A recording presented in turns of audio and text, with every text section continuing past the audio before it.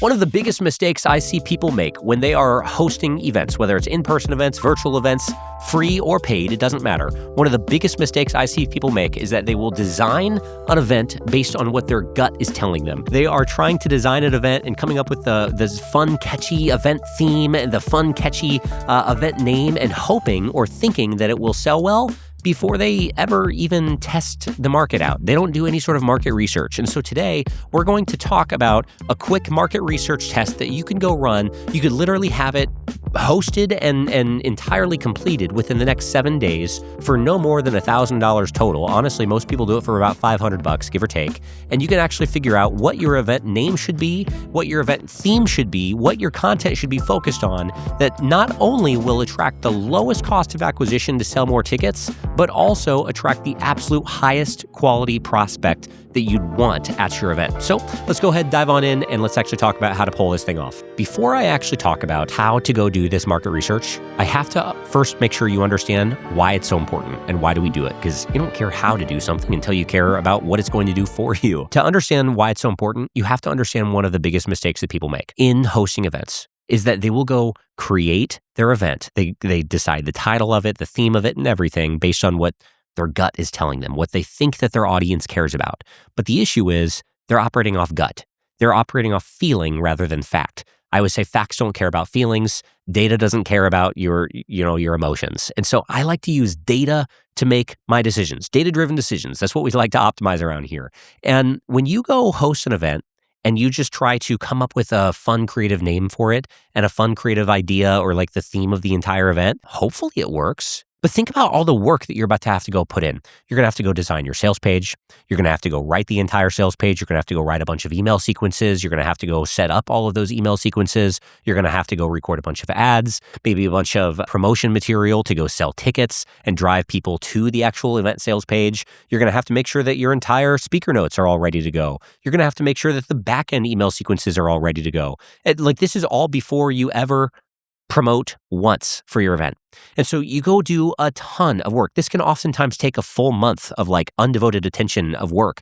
And you go do all of it, you go set it all up, and you go press publish on those ads. You start to spend some money. You press publish on your campaigns. Things go live. And then you start refreshing your Facebook ads manager. You start refreshing your sales dashboard, waiting for tickets to start kind of popping on up saying, hey, you've got a new sale. But gosh, I mean, an hour later, you don't have any sales. You had a couple people go to the sales page, the ticket sales page, but no one bought tickets. And you're like, okay, well, maybe we need to spend a little bit more money. And you keep refreshing your page and like, it's just crickets all day long and you have no one buying tickets. Maybe you finally have a ticket sale come through and you made a $47 or $7 from that ticket sale. And then you look at how much you had to spend on ads and you spent $800 to get that one ticket sale. That's not repeatable. That's not profitable. And that's definitely not scalable. What do? You're 2-3 weeks out from your event going live and you have absolute no one signed up for this thing or very, very few people signed up for this thing. And you're stressed. You're about to pull out your hair. You're wondering what in the world are you supposed to do? Should you cancel the event? Like, are your ads broken? Call what it is. You probably designed your event based on feelings rather than data. You probably skipped the market research phase. That's what I want to help you avoid is that today. This is coming from someone who I've done events that have, at most, I've seen $2.5 million made from a single event within a course of like a weekend. I've seen $2.1 million made in a course of a single event. I've seen multiple seven-figure, just simply $1 million in a day. I've seen a bunch of six-figure paydays. I've seen a ton of like $25,000 to $75,000 paydays from events. I've seen a lot of events get hosted. I've seen a lot of successful events get hosted, but I've also seen some flop pretty hard. And I'm telling you right now, the market research is the biggest thing that will make or break events on whether or not your event has any fleeting iota of a chance of actually getting a lot of ticket sales and having a lot of momentum. So that's why we do this, is to make sure that all of the build out of your event, all of the hard work that you're about to put in, all of the bandwidth you're about to put into this, all of the finances that you're about to invest into this, that it's not all for nothing. Because the worst thing that you could possibly do is go start that event and you go start promoting and selling and seeing that it's not going to work, and you have to go back to the drawing board and you have to go back to watching a video like you're watching right now. So let's pay attention to this video. Let's actually talk about how to do this well. And now let's talk about how it's actually going to influence the entire event. So for the market research test, what we like to do is a simple Facebook ad campaign. Now, this simple Facebook ad campaign should take you, anywhere from like 4 days to maybe 7 days to let run. And usually people spend somewhere between $300 and maybe $1,000 total on this campaign. So this is not some, huge expense. It's not like a $50,000 thing. It's not like you need a big team to go run this test campaign, okay? This is a simple, pretty affordable Facebook ad campaign you're going to run. And what we like to do is we like to set up a lead gen style campaign, where you're having people submit their information on a Facebook instant form or a Meta instant form, where they can submit some answers to qualifying questions while at it. I'll tell you a little bit more about the nuance of this in a second, but just so you understand, that's what we're ultimately going to be setting up. Now, I'm not going to be doing a screen share or a screen recording during this video. That is ultimately for our paid community. If you'd like help with that sort of stuff, you could always go to paidevents.com. Feel free, book a call with myself or someone from my team. We'd be more than happy to help you understand a little bit more about how we can help you with paid virtual events and being able to use those as a client acquisition system in your business. That sort of nuanced, nitty-gritty detail is always saved for our paying clients. However, we're still going to have plenty of sauce to uncover in this video, so keep watching. Okay, so when you are doing a market research test, there are a few things that you want to test out for. First of which is your theme or your overall promise of your event. Now, what this ultimately is going to be a reason for which someone would want to attend the event. And it should be a really specifically an angle of which that they're going to be attracted to. I think best way to explain this is by actually giving an example. So for this example, let's say that you are a fitness coach that specifically helps busy professionals lose weight. So one reason for which a client might want to work with you would be because they feel like their nutrition is dialed, but they are just ultimately not working out because maybe they're traveling so much and they're having a hard time figuring out, like, I need a better, maybe their belief is that they need to find a better workout plan for their busy lifestyle. Okay. So that would be a workout plan theme, right? So workout plans for busy professionals. That would be like a theme that you could test out. Now, another theme that your ideal audience might be attracted to is maybe it's the exact opposite. Maybe they feel like their fitness and their exercise is dialed, but they can't lose the weight at all because they are having to eat out all day long because they travel so much for work. And so maybe that theme would be, something along the lines of meal prep or not even prep, but like meal plans for busy professionals, or how to dial in your nutrition when you travel for work. Something along those lines, right? It has nothing to do with exercise, has everything to do with nutrition. So those are two totally separate themes, would still attract the same person, ultimately the same ideal client for you, but you're attracting them for two different reasons. Okay, and then maybe the third one is, someone that's not even traveling for work necessarily, but they're simply just a busy professional and they just greatly respect their time and they feel as if they have not been able to focus on their health because they're just in a really, really busy season of work in general. And so maybe in that case, it would be something along the lines, it'd be more of a general theme and it would be fitness. This is obviously off the top of my head, but saying something along the lines of fitness transformations for busy professionals. Way more generic, but hey, who knows? That could technically work. So those are themes. Those are not names of events. Those are themes of events. And so then in that case, if someone was going to attend your first event, which was talking about workout plans for busy professionals or workout plans for traveling business people, in that case, the content is going to be different than the content of your event that's focused on nutrition or the content of your event that's going to be more of the generic plan. You can understand how the theme will dictate what you should be talking about during your event. However, once again, these are not event names. So that's the first order of your agenda here. That's your first action item, is to go write down a list of 2, maybe 3 totally separate angles or themes or core promises of your event that might be attracting your absolute best avatar. Okay, and then after you do that, then I want you to move on to step 2. Step 2 is creating potential names to test out. Now, these names of the events should be correlated to the theme. Ideally, you have 2 or 3 names for each of these themes. So maybe your first event, or like the first theme that we talked about of like workout plans for busy professionals, you would have a name, usually 2, 3, maybe 4 words max, Ideally, there's some alliteration going on in the names. Ideally, there's some sort of rhyming. Ideally, there's something that kind of makes it catchy for the event name. But just by reading the name, it should allude to who the event is for and what the event's going to be about. And you should have, once again, 2 or 3 of those names per angle or per event theme that you want to test out. And so now you might have 3 themes with 3 potential names. And so now you've got like 9 different variations that you're about to go run ads for, which ultimately what that means is you're going to have 9 different ads. Okay, so you'll have one ad for each different event name.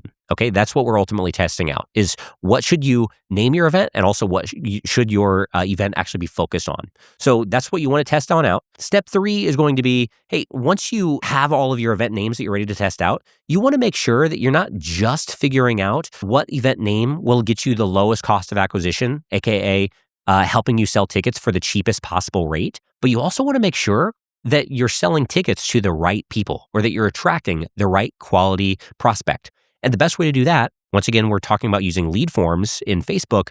That means that you get to use qualifying questions. So step 3, you're going to be actually writing down qualifying questions that you think are worthy to ask in this lead form, so that when you get all these leads to say, hey, I'm interested in that specific event, you get to actually see kind of what quality prospect they are and if they are personally worth creating an event around, if they're actually your desired audience or not. So the way of which I like to go about the questions, I'll just give you a few examples. I'll give you the framework of thought more so.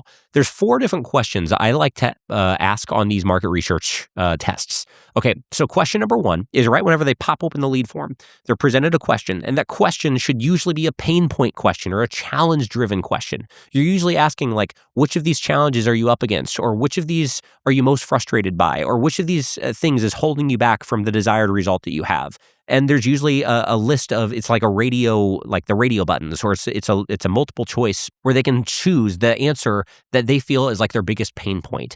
And then the next one, it's kind of the antithesis, which is what is their biggest desire? So the question number 2 is come up with a desire-oriented question. You want to figure out what outcome do they personally care about the absolute most in achieving over the next maybe 6 or 12 months.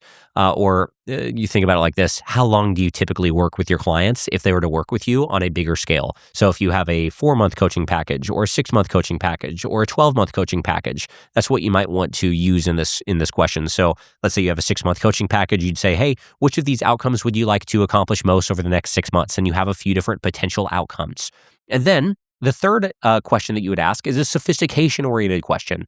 The sophistication question here, it's essentially just asking how familiar are these people with trying to get the result? Are they familiar with all of the other proposed solutions out there on the market? Have they already tried, in this case, like F45? Have they already tried group fitness classes? Have they already tried meal prep services? Like what all have they tried? You could ask those sorts of questions. What have you tried to actually accomplish this result? Or maybe you simply say like, how long have you been struggling with this? You could simply just be asking about the time frame, because if they just came across this pain point yesterday, it's probably not a pressing pain point for them. However, if they've been trying to solve this for 3 years now, obviously these people have a little bit more of a high need. Anyway, I'll let you decide what sophistication level question you want to ask, but ultimately be reminded by usually our best customers are our most sophisticated ones. They come to us already being very familiar with other solutions out there on the market. They've usually tried other solutions that have just left them empty-handed or left them wanting more. And so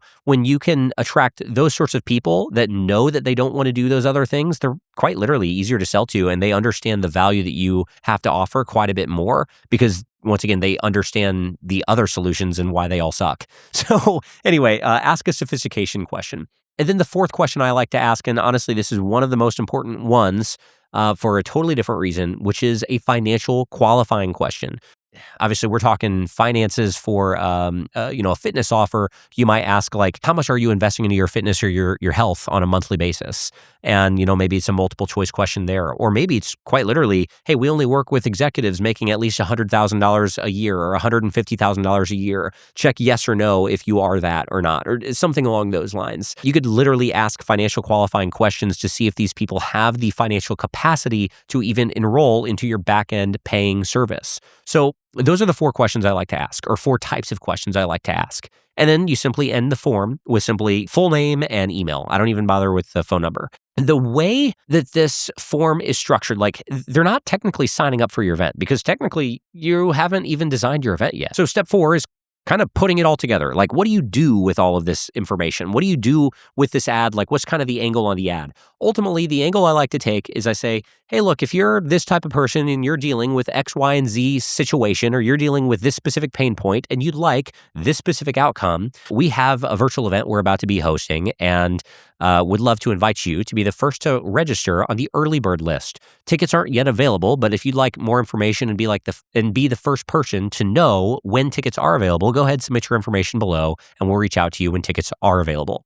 And so they will go in and they'll essentially they're signing up to be on the wait list so that when you launch your tickets, they are, or when you launch your ticket sales, they're actually saying, hey, please let me know, like email me first. Okay. So you're actually literally creating a wait list so that when you say, cool, tickets are available, you already have a whole bunch of people who have already said through your market research that they want to be notified. So this is actually giving you an early bird list of people to go promote it to, which that's great. However, here's the data that you're going to get from this entire test. Okay, you're getting a few points of data.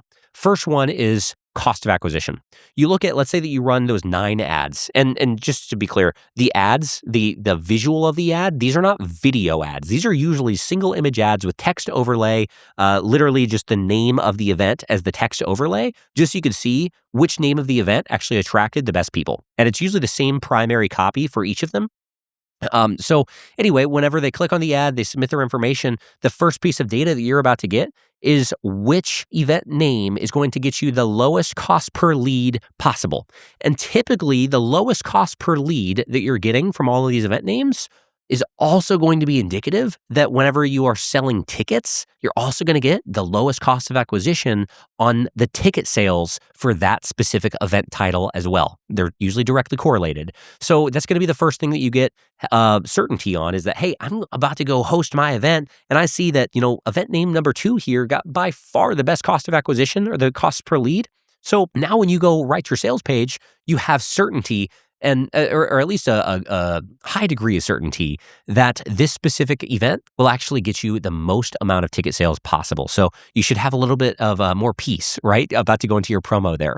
Now, second thing that you want to look at is outside of cost per lead, you get to actually look at the quality of the leads. So let's say that like event name number 2 had like the lowest cost per lead. Let's say your cost per lead was, call it $10. But then you look and let's say that, out of 10 people that submitted their information, 8 of those 10 people, 80% of them all said that they literally are not making the correct amount of money that you need these people to be making to work with you on the back end service. In that case, essentially saying 80% of them are financially unqualified to work with you, please don't choose option number 2. Please don't choose event name number 2 because maybe you see that, hey, over here, you got event name number 4, and event number 4 was maybe an $11 cost per lead, so maybe just higher. But if you look at the quality of those people, maybe 9 out of those 10 people all said that they're actually making the correct amount of money. And so therefore, you know that you'd rather pay 10% more on a cost of acquisition, but you know that 90% of those people are likely to be qualified to work with you on your back-end offer, aka you're going to have the right people at your event to actually be able to make a lot of money from. So that's kind of the next thing that you're looking at is the quality of the lead. Once you have certainty on what your event name is about to be, you're clear that it's going to be a kind of a good mix of low cost per lead, but also the right quality of lead. Now you get to look at all of the data that you collected of the answers to their top pain points, their top desire, and their sophistication level. And you go put all of that together. You take all of the people that were, I would say, financially qualified, and you take all of their specific answers, and you look at what was the most common pain point that they all said that they had, and what was the most common desire that they all said that they had, and then what was the answer to their qualifying, or I'm sorry, their sophistication level question that most commonly came on up. And now you get to use that data to go write your sales page. So even if you've never written a sales page ever before a day in your life, you're about to go write a sales page with confidence that this is about to convert because you're using data, not feelings, on how to make sure this thing converts. So now when you go write your sales page, you say, hey, attention XYZ avatar, okay? if you are tired of insert pain point, aka the biggest pain point they all said they had in the market research, and you would like to achieve insert the biggest outcome they all said that they want, and you're tired of relying on insert their sophistication level question, or you've tried this and this and this, and these didn't work. Well, we'd like to introduce you to this specific event, and now you understand how to position your event in a way that will sell to them, because they are literally telling you how to sell to them. Now you get to then go, I would say, run all of your ads or go record all of your ads. And you also now get to record ads from a place of certainty that these are likely to convert because you know exactly how to sell to these people. I'm telling you, it's like this market research test will direct all of your steps in all of the promo. It makes everything so much easier, so much more efficient, and allows you to have way better results. And then this also tells you how to create the content of your actual event, what you should talk about on day 1 versus day 2, and how to make sure you position your back end offer against all of the things that maybe they said that they've tried in that sophistication level question. And so once again, you understand how to position your content in the actual event itself in a way that sells to them like bread and butter. And it's not from a place of manipulation. It's like, it's quite actually the opposite. It's instead of trying to outsmart them and trying to come up with all of these answers on your own, you're just letting the people tell you what they want and giving them what they want. You're hosting your event from a place of real service at this point, because you're actually just giving people what they want and giving them what they need. And you're helping them understand why all of these other things that they have told you they've tried haven't actually gotten them the results they wanted. So ultimately, that's kind of the overarching picture on why we like to do market research and how market research actually positions the rest of your event to be, honestly, a smooth sailing experience. Not to say there won't be other issues. And if you have other issues, hit us up. That's all we do. I'm Zach Hesterberg. I run paidevents.com, paidbootcamps.com, paidchallenges.com. We own them all. And all we've done over the last, honestly, couple years now, and technically we got into the event space in 2020, all we do is we help people just like you host virtual events, everything from the planning process on the market research, all the way through to how do you actually fill up your event? How do you sell tickets for your event? How do you make sure that you don't just have a couple dozen people? How do you get a couple hundred people to buy tickets? Maybe a couple thousand people to buy tickets? How do you make sure they all show up? What's the tech stack we use? What's the software stack we use? How do you make sure that once they're there that you actually convert into one-to-many format, even if you've never pitched from stage before?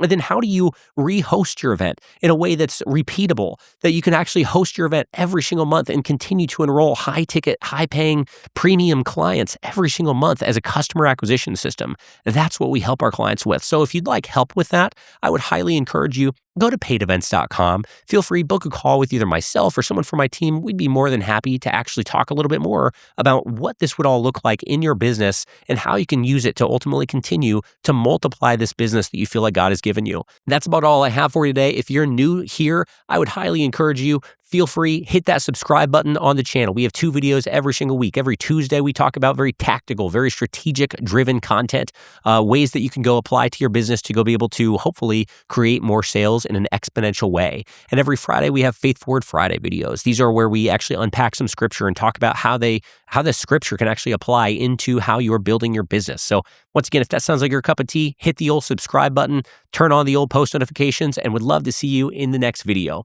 And obviously, if you are a returning subscriber, always say thank you so much for coming on around. Do appreciate having you. Please share this with someone that you know. You're clearly coming back because you're getting fruit from this. And that means that if you are getting fruit from this, other people just like you probably would as well. So do your community a favor. Go love on someone. Show someone that you're caring about them today. Show someone that you're actually in their corner for them, and say, hey, friend, thought of you. I know you're about to host an event, or hey, I know that you're trying to, I know you're a Christian and you're also applying some principles into your business. I think you might like this guy's content. Give them a specific video that that might be able to get some fruit from. And you just never know what sort of an impact that might have on their day.